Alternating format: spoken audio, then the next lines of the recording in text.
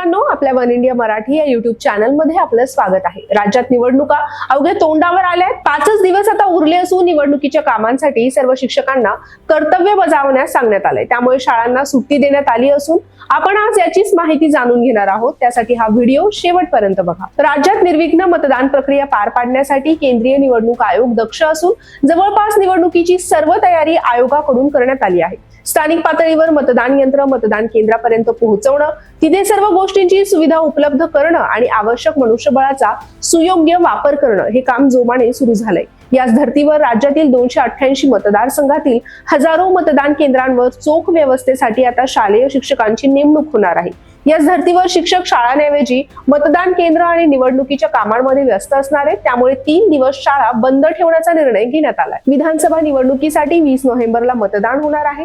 अनेक शिक्षकांना निवडणूक कर्तव्यावर पाठवलं जाणार आहे। त्यामुळे 18 ते 20 नोव्हेंबर या कालावधीमध्ये शाळा भरवणं शक्य नसल्यास मुख्याध्यापकांना त्यांच्या अखत्यारीत शाळा बंद ठेवण्यासंदर्भातील निर्णय घेण्यासाठी आवश्यक सूचना देण्याचे निर्देश शिक्षण विभागाने शिक्षण आयुक्तांना दिले आहेत। अनेक शाळांमध्ये मतदान केंद्रे उभारली जाणार आहेत। अनेक शिक्षकांची नियुक्ती सुद्धा त्यासाठी झालेली आहे। याच पार्श्वभूमीवर 18, 19 आणि 20 नोव्हेंबर रोजी शाळांना सुट्टी देण्याचा प्रस्ताव शिक्षण आयुक्तालयाने शिक्षण विभागाला सादर केलाय। शिक्षण विभागाचे उपसचिव तुषार महाजन यांनी परिपत्रकाद्वारे शिक्षण आयुक्तांना निर्देश दिले आहेत।